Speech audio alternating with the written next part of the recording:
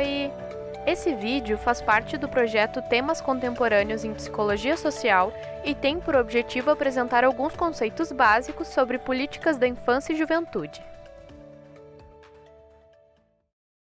Segundo Cipriano, 2021, página 80, a infância é um acontecimento social e não puramente natural, e as particulares desta no Ocidente moderno são concebidas a partir da dependência e da relação de obediência ao adulto em troca de receber proteção.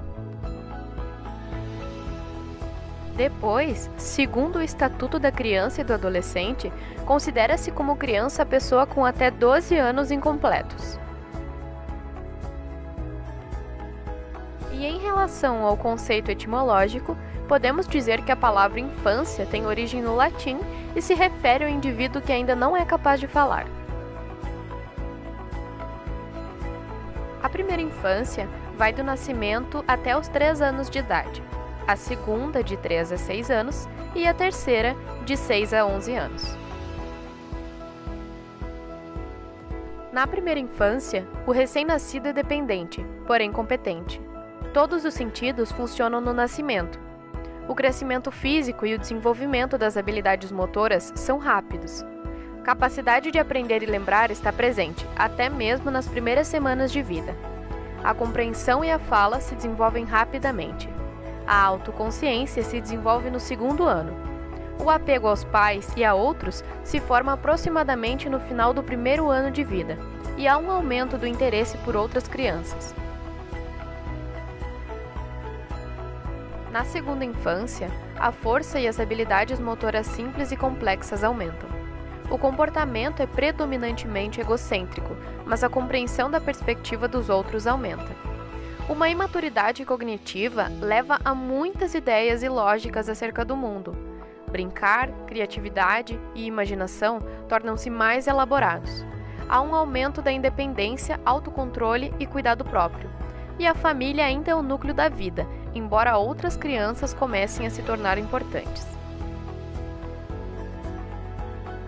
Na terceira infância, o crescimento físico diminui, assim como o egocentrismo. A força e as habilidades físicas se aperfeiçoam. As crianças passam a pensar com lógica, embora predominantemente concreta. Memória e habilidades de linguagem aumentam. Ganhos cognitivos melhoram a capacidade de tirar proveito da educação formal. A autoimagem se desenvolve, afetando a autoestima. E os amigos assumem importância fundamental. Na adolescência, algumas características são extremamente marcantes. Mudanças físicas são rápidas e profundas. Se atinge a maturidade reprodutiva. Há a capacidade de pensar abstratamente e o pensamento científico se desenvolve. O egocentrismo adolescente persiste em alguns comportamentos. A busca de identidade torna-se fundamental. Os grupos de amigos ajudam a desenvolver e testar a autoimagem, e o relacionamento com os pais geralmente é bom. As informações desse capítulo foram retiradas do site Psiquiatria Geral. No século XVII, tem-se a primeira noção de infância, advinda da análise da dependência das crianças bem pequenas. Inicia-se também a preocupação do adulto com o ser dependente e indefeso. Os princípios de cuidado e dependência originaram a concepção de infância. Antes, as crianças eram vistas somente como seres biológicos. E em 1789, ou seja, a partir da Revolução Francesa, mudou-se a função do Estado, resultando na mudança do comprometimento e interesse pela criança. Durkheim, 1978, foi o primeiro a entrelaçar a infância com a escola, tendo como objetivo a moralização e a disciplinarização da criança. Além disso, houve a institucionalização da escola, que altera a compreensão de infância em decorrência da escolarização das crianças. Adultocentrismo.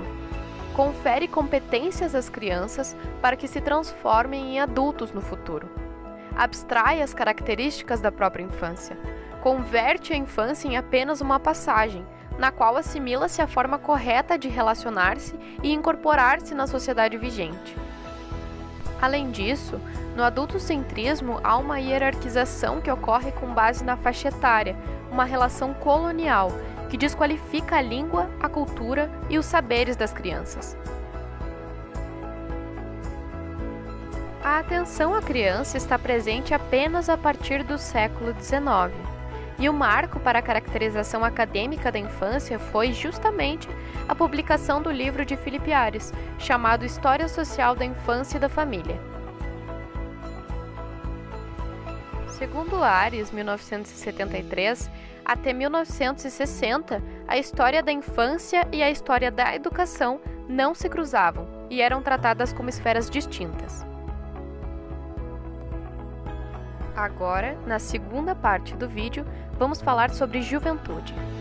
As Nações Unidas definem juventude como a faixa etária que abrange pessoas entre os 15 e os 24 anos de idade. No entanto, a juventude é uma categoria fluida, imutável, e a experiência de ser jovem é extremamente variável. De acordo com o artigo 2º do Estatuto da Criança e do Adolescente, considera-se criança a pessoa até 12 anos de idade incompletos e adolescente aquela entre 12 e 18 anos de idade. Mário Margulis e Marcelo Urresti, 1996, falam da idade como algo processado pela história e pela cultura. Idade atrelada não a uma noção de tempo biológico, mas a uma questão geracional. Ou seja, há fenômenos culturais articulados à idade, e cada geração pode ser considerada como pertencendo a uma cultura diferente. A posição de sujeito está intimamente ligada às experiências que constituem os jovens enquanto sujeitos, e a idade não é a maior sinalizadora do sentimento de pertencimento. O modo como vivemos e o que fazemos da nossa vida, influenciados por estes múltiplos discursos, que vão delimitando as posições que o sujeito pode ocupar na rede de informações, colocadas em funcionamento na cultura. Nas palavras de Foucault, a experiência que se pode fazer de si mesmo e o saber que se pode fazer de si mesmo em certas circunstâncias e em diferentes instâncias institucionais e culturais indica como alguém se torna objeto de conhecimento admissível ou desejável, graças a relações de controle, domínio e governo de si. Essas informações sobre as identidades flutuantes foram retiradas do texto de Sandra Andrade, chamado Juventudes Contemporâneas, e alguns de seus marcadores identitários.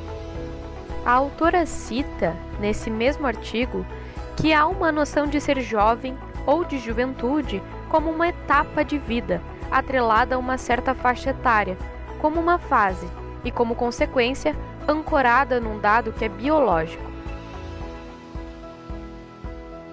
E se tratando do tema infância e juventude, é mais do que necessário falarmos sobre o bullying, que é uma prática sistemática e repetitiva de atos de violência física e psicológica, tais como intimidação, humilhação, xingamentos e agressão física de uma pessoa ou grupo contra um indivíduo. Normalmente, essa prática ocorre no ambiente escolar e pode provocar inúmeros danos psicológicos às vítimas. O termo tem origem inglesa e contém o radical bully, que significa valentão. Classificamos como bullying um comportamento desenvolvido por crianças e adolescentes. Entre os adultos, a prática similar a isso é chamada de assédio moral. Segundo Porfírio, redator do Mundo Educação, na comunidade escolar em que grupos dominantes cristalizam-se como padrões de aceitação, os grupos que não se enquadram nesses padrões acabam excluídos e podem conter vítimas de bullying.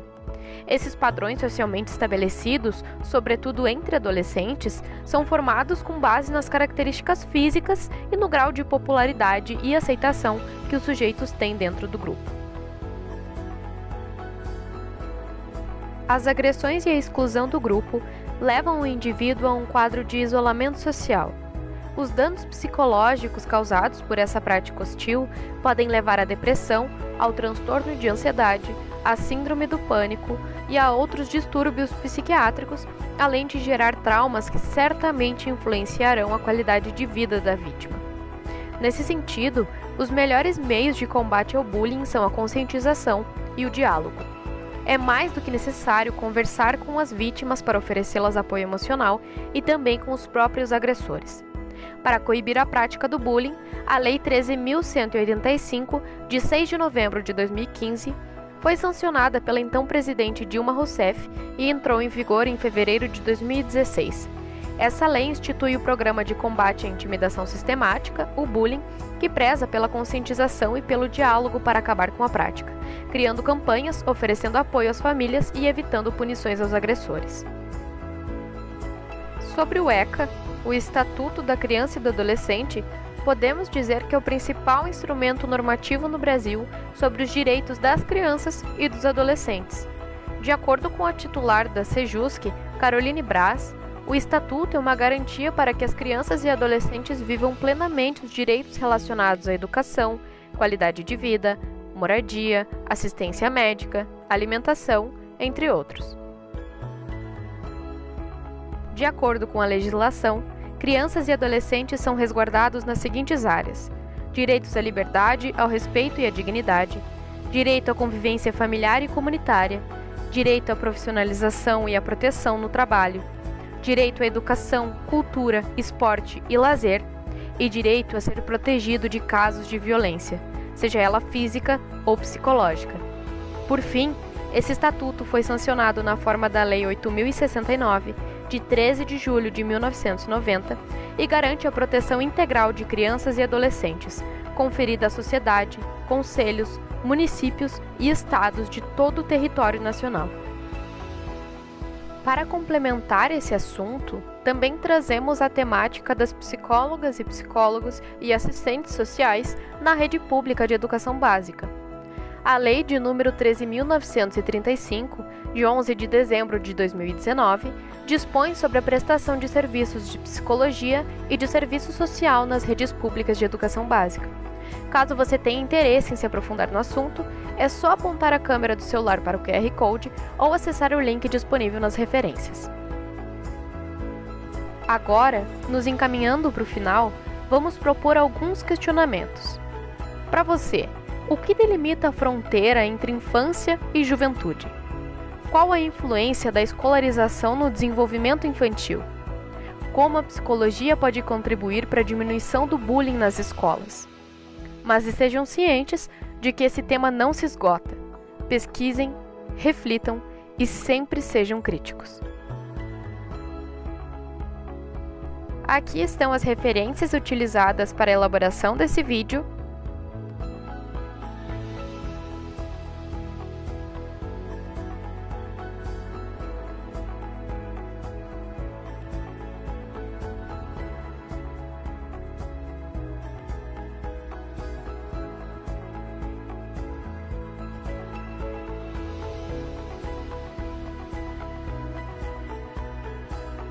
E muito obrigada! Até o próximo vídeo!